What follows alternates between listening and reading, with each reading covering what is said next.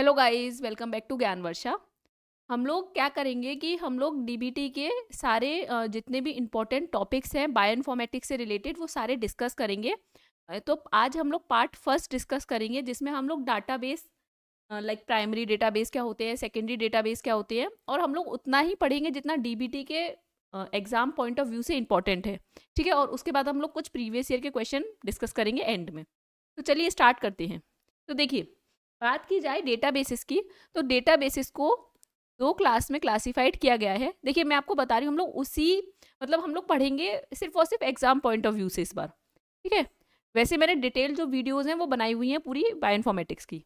तो डाटाबेस को एक प्राइमरी डेटाबेसेस में क्लासिफाइड किया गया है एंड सेकेंडरी डेटाबेसेस में। जो प्राइमरी डेटाबेसेस होते हैं उनमें आप ऐसे कह सकते हैं कि उनमें रॉ डाटा स्टोर होता है, जो एक्सपेरिमेंट जैसे कोई एक्सपेरिमेंटल डेटा हुआ। ठीक है, रिसर्चर्स वो इन्फॉर्मेशन स्टोर करते हैं। तो प्राइमरी डेटाबेसेस बेसिकली आपके सारे रॉ डाटा को कंटेन करते हैं। अब प्राइमरी डेटाबेस भी दो टाइप के हो सकते हैं, या तो उसमें सीक्वेंस इन्फॉर्मेशन हो उन डेटाबेसेस में, या फिर स्ट्रक्चर की इंफॉर्मेशन हो। प्राइमरी डेटाबेस भी दो टाइप के हो सकते हैं, सीक्वेंस के या स्ट्रक्चर के। सीक्वेंस डेटाबेस कौन कौन से होते हैं? देखिए, थ्री नाम याद रखिएगा, ये थ्री नेम्स हैं जो याद रखिएगा: जेनबैंक, डीडीबीजे एंड ईएमबीएल। जेनबैंक, डीडीबीजे। डीडीबीजे की फुल फॉर्म क्या है? DNA data bank of Japan, of Japan. ठीक है, ईएमबीएल की फुल फॉर्म क्या है? European molecular biology laboratory. ठीक है, तो ये तीनों क्या है? आपके प्राइमरी डेटाबेसेस हैं, वो भी सीक्वेंस की इन्फॉर्मेशन होती है, न्यूक्लिक एसिड सीक्वेंस की इन्फॉर्मेशन होती है इसमें। वहीं पर अगर स्ट्रक्चर डेटाबेसेस की बात की जाए कि, तो वो होता है हमारा प्राइमरी में PDB, protein data bank, protein data bank, PDB. ये बहुत इंपॉर्टेंट है, आप लोग याद रखिएगा। सीक्वेंस के थ्री हैं: जेन बैंक, डीडीबीजे, ईएमबीएल, और जो स्ट्रक्चर का है वो है पीडीबी। ये प्राइमरी है। अब अगर हम नेक्स्ट चले, नेक्स्ट आपका है सेकेंडरी डेटाबेस। तो सेकेंडरी डेटाबेस, ध्यान से सुनिएगा, जो सेकेंडरी डेटाबेस होते हैं उनमें कौन सी इंफॉर्मेशन होती है? अब आपके जैसे कि सपोज कीजिए सीक्वेंस की इंफॉर्मेशन है, तो सिर्फ और सिर्फ सीक्वेंस की इंफॉर्मेशन आपके लिए as a biological, as a researcher, आपके लिए क्या इंफॉर्मेशन वो हेल्पफुल रहेगी? तो उसको कुछ मतलब पोस्ट प्रोसेसिंग की जाए उसकी, उससे कुछ और इन्फॉर्मेशन निकाल ली जाए और उसे इसी डेटाबेस में स्टोर किया जाए, तो वो होते हैं आपके secondary databases. Means primary information को यूज करके कुछ और इन्फॉर्मेशन एक्सट्रैक्ट की जाए, तो वो होते हैं आप वो ऐसे डेटाबेसेस, उनको बोलते हैं हम सेकेंडरी डेटाबेसेस। अगेन फर्दर ये क्लासिफाइड है सीक्वेंस एंड स्ट्रक्चर में। अब सीक्वेंस से रिलेटेड डेटाबेसेस होंगे सेकेंडरी, और स्ट्रक्चर से रिलेटेड स्ट्रक्चर। ठीक है, अगर बात की जाए सीक्वेंस की, सेकेंडरी डेटाबेसेस में कौन कौन से ऐसे डेटाबेसेस हैं जो सीक्वेंस के हैं? तो देखिए, TREMBL, TREMBL। देखिए, EMBL क्या है? प्राइमरी, लेकिन TR मीन्स ट्रांसलेटेड। तो ट्रांसलेशन ऑफ, इसकी फुल फॉर्म क्या है? ट्रांसलेशन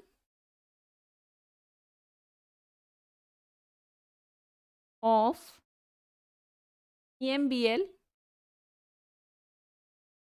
ठीक है, EMBL nucleotide sequence, nucleotide sequence. और कौन से हो गए सीक्वेंस के? जैसे कि आपका पी फार्म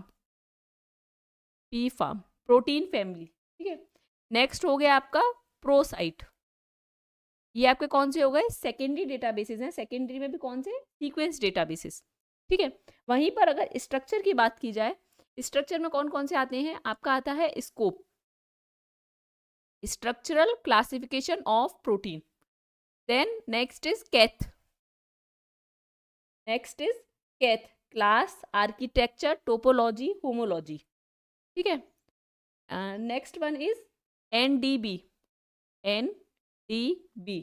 एनडीबी होता है न्यूक्लिक एसिड डेटाबेस। ठीक है, और भी होते हैं जैसे कि आपका हो गया DSSP, DSSP। DSSP क्या हो गया? Database of secondary structure assignment. Then हो गया आपका HSSP। HSSP homology derived secondary structure of protein. Homology derived secondary structure of protein. तो आपके प्राइमरी डेटाबेस भी आपको आई थिंक समझ आए होंगे और सेकेंडरी डेटाबेस भी समझ आए होंगे। प्राइमरी डेटाबेसेस वो डेटाबेसेस होते हैं जहाँ पर आपकी रॉ इन्फॉर्मेशन स्टोर होती है, ठीक है। कोई एक्सपेरिमेंटल इन्फॉर्मेशन मिली, जो रॉ इन्फॉर्मेशन हुई वो प्राइमरी हो गई। उस प्राइमरी इन्फॉर्मेशन को यूज़ करके कुछ आपने इन्फॉर्मेशन एक्सट्रैक्ट की, तो कुछ उसको यूज़ करके कुछ प्रोसेसिंग करके कुछ डेटाबेस में डाला, तो वो हो गए सेकेंडरी डेटाबेसेस, ठीक है। और सेकेंडरी डेटाबेसेस होते हैं, एक होता है डाली डेटाबेस, है डाली डिस्टेंस अलाइनमेंट, ठीक है। ये भी क्या है? सेकेंडरी स्ट्रक्चर डेटाबेस है।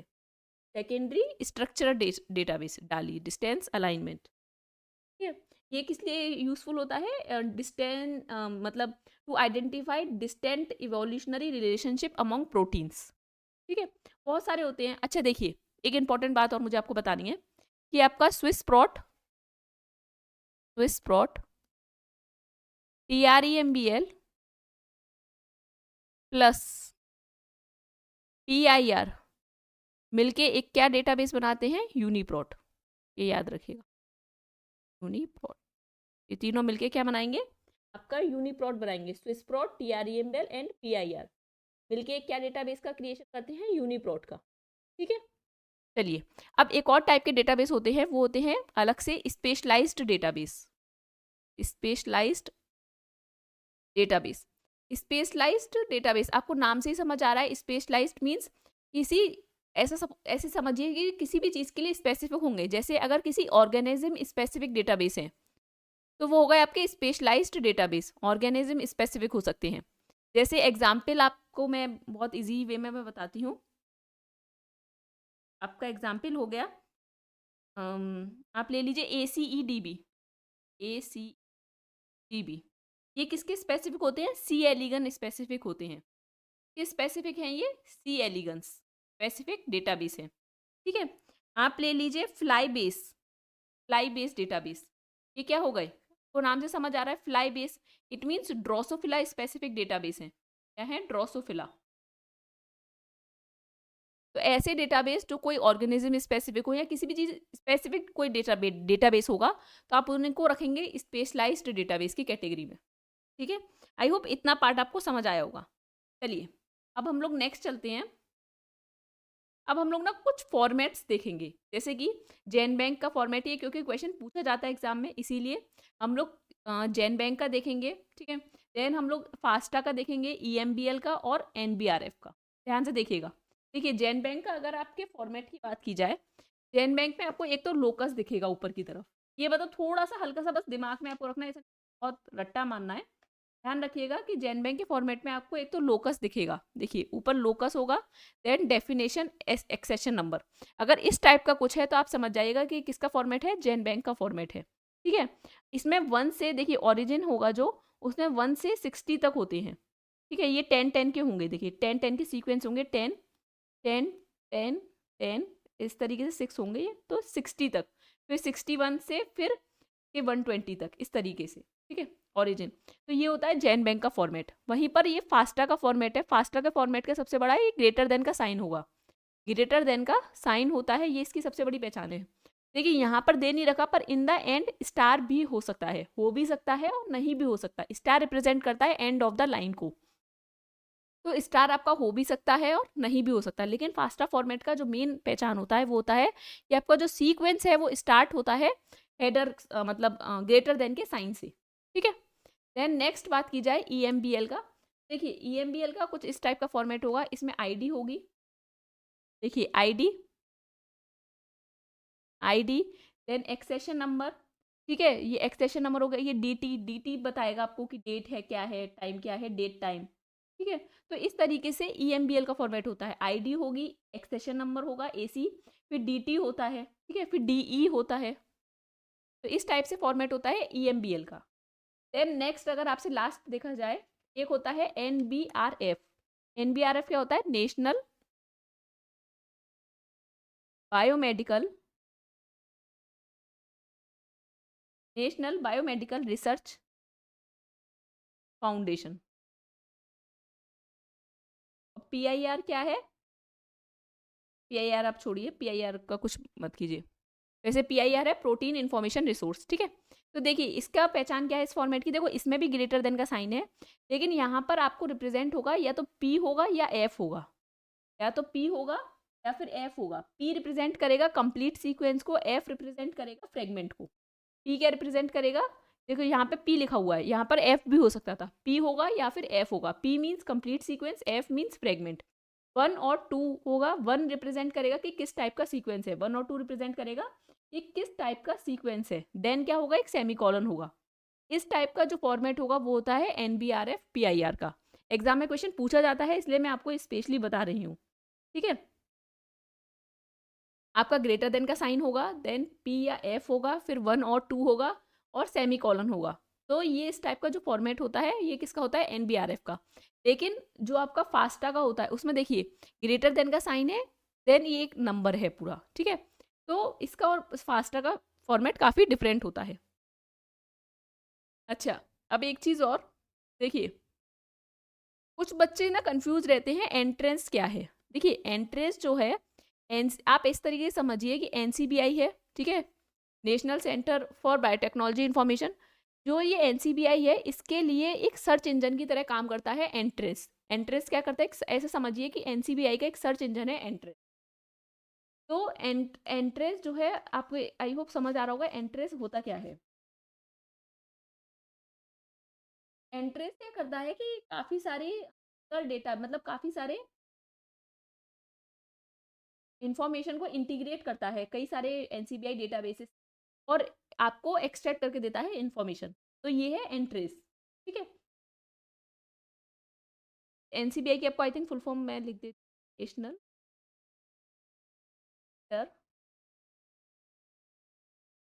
बायोटेक्नोलॉजी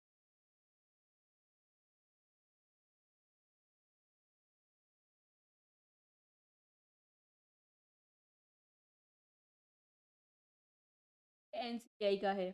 और आपको आई थिंक स्कोप और कैथ की मैंने फुल फॉर्म आपको बताई दी है। स्कोप का होता है स्ट्रक्चरल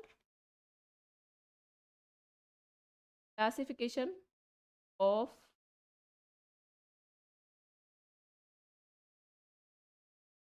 प्रोटीन्स। कैथ का फुल फॉर्म होता है क्लास आर्किटेक्चर टोपोलॉजी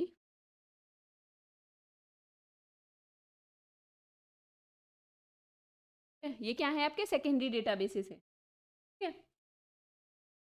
बस इतना ही आपको जानना है। अब चलिए क्वेश्चन की तरफ चलते हैं। देखिए DBT 2023 में भी क्वेश्चन आया था। RC देखिए, match list with list second, RCSB OMIM, then आपका DDBJ और फ्लाईबेस। तो आप बताइए कि आपको देखिए मैच करना है। तो आप देखिए DDBJ क्या है, अभी आपको पता है न्यूक्लियोटाइड सीक्वेंस डेटाबेस है, तो C का 1 हो गया। तो आप यहाँ से देख सकते हैं C का 1 इन 2 ऑप्शन में ही है, ठीक है।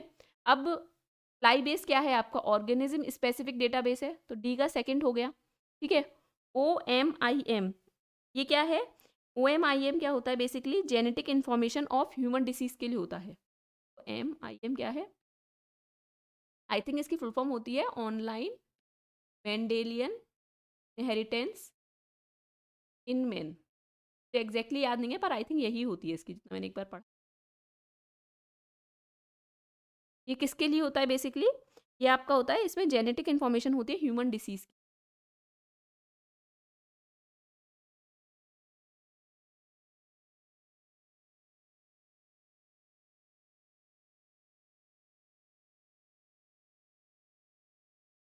ठीक है, तो देखिए आपको यहीं से आंसर निकल रहा है कि सेकंड वाला ए का क्या होगा, fourth RCSB protein structure database, जो कि PDB है, PDB, ठीक है। देन बी का थर्ड OMIM म्यूटेशन डेटाबेस है, online Mendelian inheritance in man. C का फर्स्ट एंड डी का सेकंड। चलिए नेक्स्ट चलते हैं। कैथ describe database classifies protein domains. कैथ स्टैंड फॉर, कैथ का फुल फॉर्म पूछा जा रहा है, तो class architecture, topology and homologous. तो क्या होगा, सी आंसर होगा। ये डीबीटी 2009 क्वेश्चन आया। Class, architecture, topology, homology. Next चलते हैं। Which one of the following is a depiction of the GenBank sequence entry format. GenBank का देखिए सीक्वेंस एंट्री फॉर्मेट पूछा गया है। तो देखिए, अब देखिए ये हेडर वाला साइन, ये फर्स्ट ऑप्शन ये गलत है, ये जेनबैंक का हो नहीं सकता। जेनबैंक का किससे था, लोकस से स्टार्ट था। ये बेस काउंट, ये भी नहीं है, ये भी नहीं है। ये ग्रेटर देन साइन, ये एनबीआरएफ का है, एनबीआरएफ पीआईआर का। फोर्थ वाला जो ऑप्शन है वो करेक्ट होगा, ये लोकस, डेफिनेशन, कीवर्ड्स और ओरिजिन, ये वाला, ये क्या है, बिल्कुल आपका करेक्ट है। फोर्थ ऑप्शन क्या है आपका, करेक्ट है। देन अच्छा देखिए, एक चीज़ और मुझे बतानी है आपको, एक बात और सुन। तो स्कोप की बात है ना, स्कोप की, स्कोप में आपसे एक चीज़ पूछी जाती है। स्कोप की अगर बात की जाए, हायरार्की लेवल किया जाता है। तो प्रोटीन को क्लासीफाई किस तरीके से किया गया, इसमें लिखा है स्ट्रक्चर क्लासिफिकेशन ऑफ प्रोटीन। तो प्रोटीन को क्लासीफाई कैसे किया गया, प्रोटीन को क्लासीफाई की उनमें हायरार्की फॉलो की गई। पहले family, then super family, then common fold, fold and in the end class. समझ आया किस तरीके से स्ट्रक्चर क्लासिफिकेशन किया गया प्रोटीन का, किस तरीके से कौन सी हायरार्की फॉलो की गई। पहले family, then super family, then common fold and class.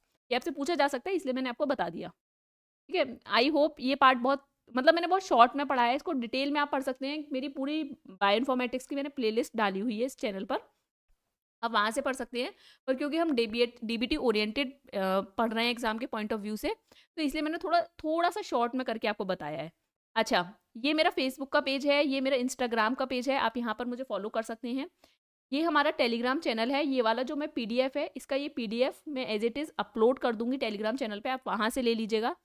अगर आपको कोई डाउट हो, आप या तो मुझे कमेंट बॉक्स में बता दिया कीजिए, या कुछ और भी पढ़ना हो, मैं टाइम निकाल के ज़रूर वीडियो बना दूंगी, क्योंकि एग्जाम आ रहा है। और ये जो, या फिर आप मुझे ज्ञानवर्षा@gmail.com पर मेल कर सकते हैं।